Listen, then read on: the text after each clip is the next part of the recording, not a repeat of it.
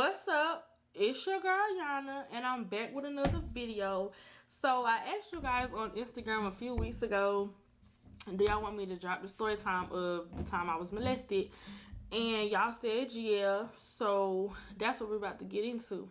But before we get into this video, I want to put out a little disclaimer.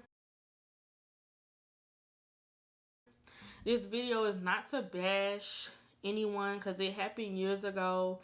But this video is not to bash anyone. This video is just to tell my story and to be a bigger view to young females that have went through the same thing or that is going through the same thing. I'm raw and uncut. I'm just a raw, uncut person. No filter or anything like that. So that's what my YouTube channel is going to be about. It's going to be 100% real, uncut, blunt. And if y'all don't like that, then y'all can go ahead and unsubscribe. Well, y'all can go ahead and unsubscribe from your channel. And that's just on that. But another thing, before we get into this video, make sure y'all go ahead and like, comment, share, and subscribe. Share on all y'all social media platforms. And click the bell to be notified every time your girl upload on her motherfucking channel. And we about to get straight into this thing. Okay, y'all. So, I can't remember if my younger brother was there because I feel like he would have been on the other couch, but he wasn't. I think he was, I don't know if he came, but if he did come, he would have been in my grandma's, like, the other extra room. But me and my, I was about to say my cousin. Me and my brother were asleep. Well, I wasn't asleep. He was asleep. Me and my brother were sitting on the couch at my grandma's house, and my aunt was there, grandma was there, granddaddy was there. My uncle wasn't there at the time. I think he was at work or somewhere. I don't know. Probably out getting drunk. But y'all don't know after I'm done telling y'all this story. But and me and my brother was on the couch. I was texting my cousin, the one that passed. I was texting my cousin on Facebook, and my brother was on the couch asleep. We were on the same couch. So my uncle came in, and he went to his room, and he changed his clothes. He came back in, and he had on a marina or a tank top, whatever y'all call it, and he had on some leopard print boxers. Y'all, they said I was lying, but I remember everything like it was just and I remember what the nigga had on and everything. But anyways, so he comes over to me and asks me, what am I doing? So I'm like texting my cousin on Facebook.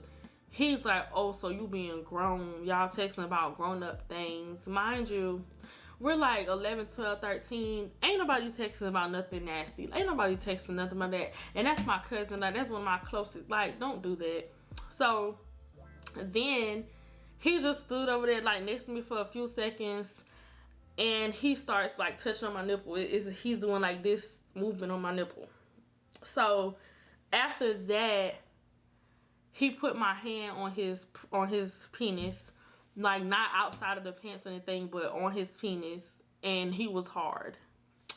So after that, he told me to come in his room and he told me to come in his room and let him show me what grown men do or grown people do. Or he said some sick shit like that. Being that I was young, he probably said, let me show you what these boys do. He said some sick ass shit like that. So I shook my head and I said no. And he said, he pat me on my head and all that. And he said, good girl, don't tell your dad. So I was like, okay. So as soon as he went in the room, I woke my brother up and I told my brother what happened. Off rip, when I told my brother what happened, he already knew I was not capping at all. So we literally stayed up. Because it was like, I think that was like probably 1, 2 o'clock in the morning when that happened. Even probably 3 o'clock. Me and my brother stayed up till like 5, 6, 7, 8. Whenever it got bright outside, as soon as it got bright outside, we got up and we told my aunt. But before I get to that, I wanna also go back a little bit because it spooked me out so bad to the point where, like, I really had to use the bathroom. I was scared as hell to go to the bathroom because in my grandma's house, they had a room, and then they had a room, and my aunt was staying in that room, and then a room right down from her was my uncle's room, and then right across from his room was the bathroom. So I'm in a sticky situation because it's like I'm not going to the bathroom. I'm scared as hell he might grab me or something. So, yeah, but so me and my brother went to go tell my aunt. She didn't believe me, of course. So she took us to tell my grandparents. Told my grandparents. My granddad's like, oh no. You know, they didn't believe me either. So they called my parents, and my mom said she already knew something was wrong because she felt it and everything. So they rushed down there after my grandparents told them what happened. And my dad responded how any other dad would respond. He tried to kill him. Like, that's an instinct. Like, you want some weird ass shit. Like, you trying to fuck with my child type shit. But, so, y'all, after all that, like, it was literally a debate back and forth. And they had foster kids in their house at the time. So, the kids was asking her, like, the kids were asking us, but they wasn't kids. They was like our age. They asked what happened. And I told them, and they believed me as well. So they all came in the room because my shoes and everything was in his room. All of our stuff was in his room because we was chilling in his room before he got back. So they all came with me to get my stuff out of his room. And mind you, my grandparents going back and forth with my dad and my mom and my aunts going back and forth. So we all get out the house. My mom told us to get in the car. Like, we got in the car and waited for the police to come because, yes, they did call the police on them. My mom, them, not my grandparents. My mom and dad when they got there. So my aunt came outside still arguing with my mama, and my mama was like, don't worry about it, because you got a daughter too. And her daughter lives with it. Like, my uncle used to stay with them and everything. Her daughter was probably like 3 or 4, probably 2 or 3 even. So my mom was like, don't worry about it, because you got a daughter too, and it's gonna come back on you. You trying to say my child is lying about that? And my dad was like, that was her favorite uncle. Like, she loved him. She would never lie about something like that. We didn't even raise our kids like that. You know, stuff like that. And my uncle said I'm lying because I didn't want him to tell my dad that I was being grown, texting my cousin inappropriate stuff on Facebook. I'm like, what? I'm like, are you serious? But y'all, I honestly, like, I don't have any hatred towards them, but it kind of made me look at them differently, because y'all supposed to be my family, my aunt, my uncle, my grandparents, and y'all kids are my cousins. And I'm pretty sure they were confused as hell because they were young as hell. They didn't know what was going on. But y'all, it was really an eye-opener for me because, you know, it's really sick, but I know what would have happened had I had went in that room with him. And I just find that very, very sick and very, very disturbing. But I feel like people don't just up and start touching kids. I feel like he's been doing that, because that just didn't make any sense to me at all. But it was the fact that my grandma, aunt, and whatever the other one, they didn't believe me at all. But so my parents called the police and they asked if I needed an ambulance. They said no. And y'all, to make it more fucked up, so they locked the nigga up. They locked the sick nigga up. Less than 48 hours, my grandparents bailed him out. Why the fuck would you bail his creep ass out? From one, he just molested your niece, your granddaughter. And 2, you got kids, a daughter in there, your fucking self. Why the fuck would you bail this corn ass nigga out? That just didn't make any sense to me. But like I said, my story stayed the same. Even when I had to talk to this counselor lady that was building the investigations or whatever, listen, and I was young. She showed me body parts. She told me the point where he touched me at, point where all of that. And y'all, it's really the fact. And you know what? The shit that was really fucked up. My grandparents and my aunt said I was lying because I didn't want to take a lie detector test. Y'all, I'm like 11, 12, 13. What 11, 12, 13-year-old want to sit in front of people and get on a fucking polygraph? I think my mom and dad told him I'm not getting on a polygraph. Like, I don't even remember what happened with that polygraph situation, but I know that they were saying that I was lying because I didn't want to take a lie detector test. Why would you ask your 11, 12, 13-year-old niece, a fucking child, why would you ask a child to go sit in front of people, a child whose emotions is up and down and scared as fuck, that her uncle touched her, why would y'all want a child to sit and do a polygraph? Like, why should I have had to do a polygraph when I told y'all that that fucking nigga touched me? That shit didn't make any sense at all to me. But like I said, everybody's so big on family. It's not all family, but most family ain't shit. I done came to terms with that since I was younger, so I really don't. Shit, ain't nothing nobody can do to me now that'll ever make me look at any, cause I done seen it all. I done seen it all with these fake ass people. Like, y'all, that shit right there took me out. I'm lying cause I didn't want to take a goddamn polygraph, y'all. A fucking child didn't want to take a polygraph.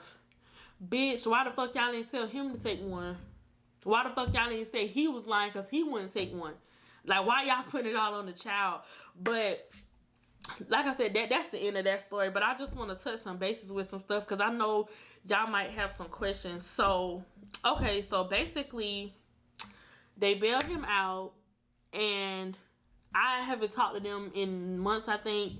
And I kind of still don't rock with them. Like, if I see them, I'll speak and stuff. But I really don't choose to rock with them like that because I feel like y'all showed me y'all true colors from then. So it's like, why y'all trying to fuck with me? I don't want none of that around me.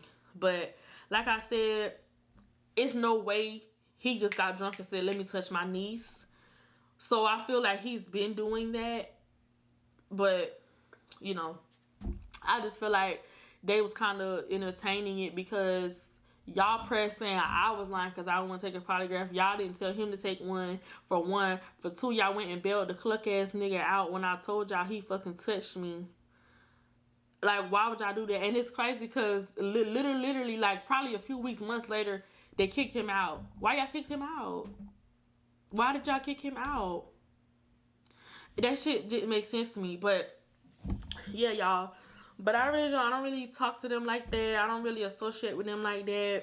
Because that shit is just pointless. But like I said, before I even got into the video, this is not to bash anybody at all.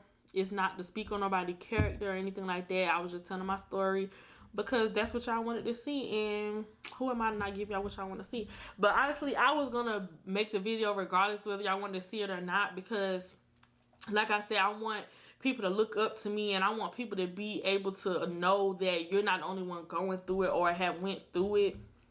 So, like I said, y'all can text me, hit me up on any of my social medias. All my social media platforms names it's Yana Roslyn. So for y'all females that's going through it right now and y'all scared to come up or scared to comment on this and ask questions, feel free to text me. I'll always reply. Any men that's going through it and y'all feel uncomfortable, y'all can also hit me up. I don't discriminate with anybody, anything like that.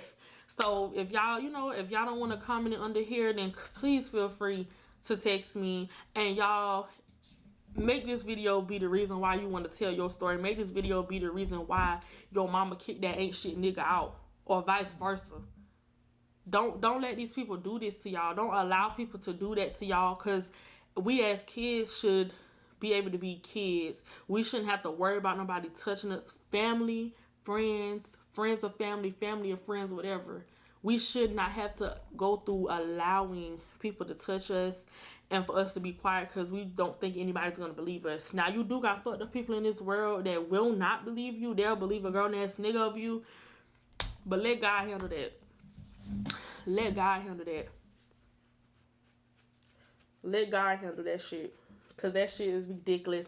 And also, when I did ask y'all to tell me... when I did ask y'all on Instagram if y'all wanted to see the story, someone asked me, hold on, what was the question? Somebody asked me, like, was it an emotional experience for me having to tell my story, like, multiple times to different people, or even right now, like, would it make me emotional telling my story? No. Well, okay, when I did tell my friend, well, to be honest, when I told my friends or whatever, I was a little bit emotional, but like telling my story like now today, I'm 100% not emotional about it at all, 100% not mentally unstable about it at all. I'm good, everything is good. And I always tell myself that I'm glad that my parents raised us. If somebody touch you, tell us. It don't matter who it is.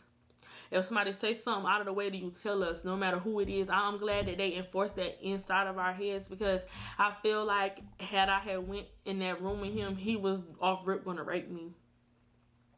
I don't know how it was gonna play out, because it was an ass of people in that house. Like, that was just so fucking dumb to me. But the reason why I don't get emotional about it, I can sit here on the camera with a straight face and tell my story, is because I was given the opportunity to willingly lose my virginity to who I wanted to lose my virginity to. It wasn't forcefully taken from me or anything like that. And I'm 100% grateful for that. I'm 100% grateful for the decision I made. And if I can go back, I would do the same thing today. So that's why I don't get emotional about it, because I'm not crying no tears over that clown ass, nasty ass nigga. And in fact, karma already speaking for itself, because if you know, you know. But from how he was then to how he is now, karma most definitely did his thing, and karma's most definitely still working. So amen to karma, you know, because that was just some bullshit. But yeah, y'all, I definitely don't get emotional about it anymore, because like I said, I was willing to lose my virginity on my own terms. That fuck ass nigga ain't took it from me. He didn't strip me from my right to losing on my own. None of that shit. So yeah, I'm vibing. But anyways, y'all go ahead and like, comment, share, and subscribe. Share on all y'all social media platforms, and click the bell to be notified every time your girl upload on her motherfucking channel. And I'll see y'all in the next video.